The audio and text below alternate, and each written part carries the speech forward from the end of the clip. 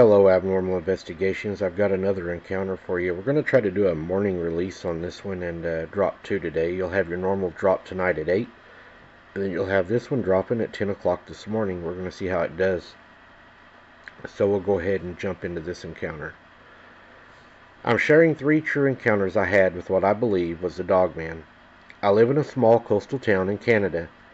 I was between 16 and 18 for all of these, and they took place between 2010 and 2014.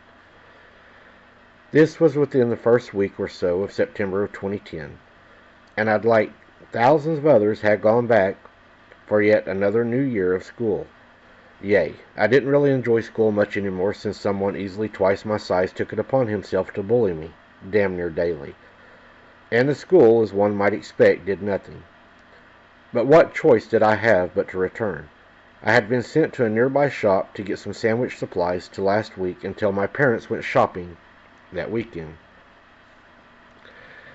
I didn't mind it as the shop is less than 15 minutes away and I'd get a soda out of it. As I walked, I noticed the streets, which were usually filled with children and dogs, were dead silent. I shrugged, figuring everyone was trying to adjust to the new school year and had gone inside and walked their dogs already, and made it into the store. So I went into the store, grabbing what I was sent for, and the soda for myself.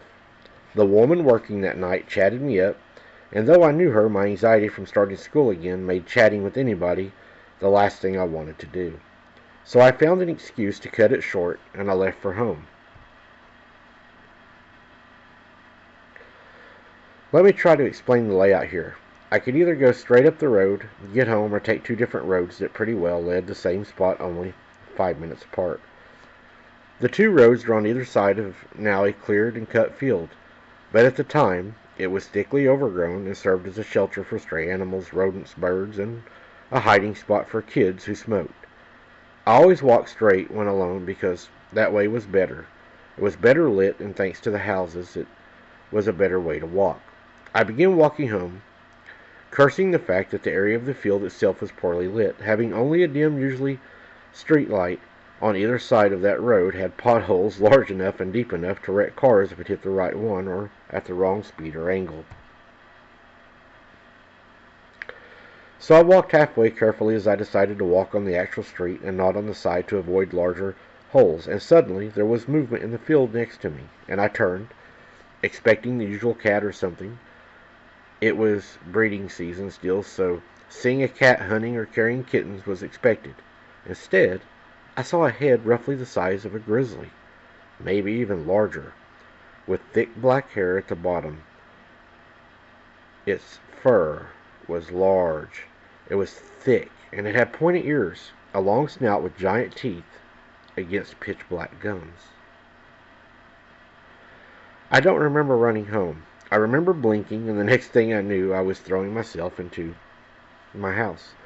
Slamming and locking the door behind me, I told my parents I had seen a giant black dog, and it charged me. My folks were surprised, as anybody who knows me knows that I'd be one to befriend wild animals if I had the chance, and I had not had any fears of any canines. My mom assured me that it was likely a stray, and it was just wanted meat that I had brought. So I did what anybody would do. I believed my mom. The second encounter, this was just after the new year, that same school year. So early January 2011, I decided to go for a walk around 8:30 or 9.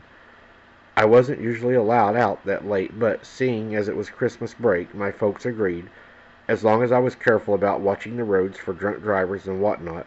You know, the usual parent things. I had totally forgotten about what had happened way back in the fall, and I had resumed walking those streets all hours of the day and night. The only issue I had was that it was so cold that my iPod froze, literally. I grumbled and placed it into my coat to heat it up and hopefully to get it playing again. I decided to go to the store to spend a little of the money I had gotten before heading home. The iPod had been in my coat for about 15 minutes and still wasn't responding, and I don't like walking or doing anything without music or playing. So I'm walking fairly slowly, as the road is on a slight downward slope, and it was coated in layers of ice, slush, and wet snow. As per usual, the street lights were out, so I was relying on the lights from the houses and from passing cars. It was only when I realized that I could hear the cars coming and going from a distance that I noticed how dead the night was. Holiday season or not, it's never quiet in my town at any time, and the area around the store is usually hectic at all hours. It was at the moment I saw someone standing under one of the very dim streetlights back to me, in all black.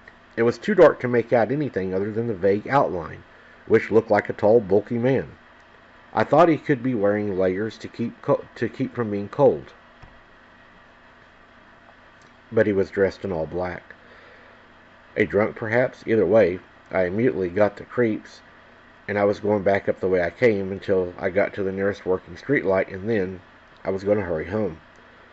It was at that moment that my iPod roared to life and began blasting music at full volume, and the loudest song, Just My Luck, huh? I looked again at the person and felt my blood almost freeze inside of my veins. The man had turned his head slightly, showing that his head had a long snout, and suddenly a large pointy ear unfolds and perks up. I don't remember much other than that, except I ran as hard as I could, slipping on the ice, and by the grace of God, I was running. I didn't say much to my parents other than a weird man in all black hanging out around the store. I knew at that point that it was probably a dogman or a werewolf, but I had nobody to tell, and no idea how or if I could even get anybody to believe me. Sure, if my dad saw it, he'd grab his shotgun used for hunting, and he'd probably try to blast the thing. And my dad believes in these things, but I doubt he'd believe I seen something like that here. I mean, I was sure it might have chased me some, but never really tried to get me. It just kind of would follow me and go on, I guess. I never found any proof either way. I never left the house again until school resumed. My third encounter, by the spring of 2014, I had totally forgotten about anything that happened.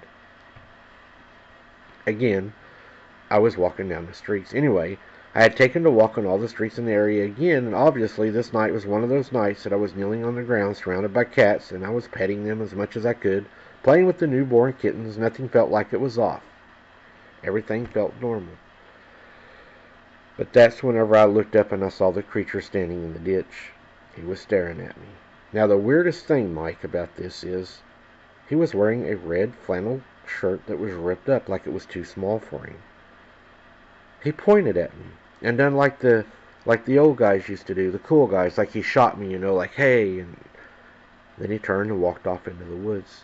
I've never seen him again. We live in the same spot. I still go out, but to this day, I've never seen him again after he'd done that. Do you think it was somebody I knew, or what do you think happened? It's really hard to tell with something like that.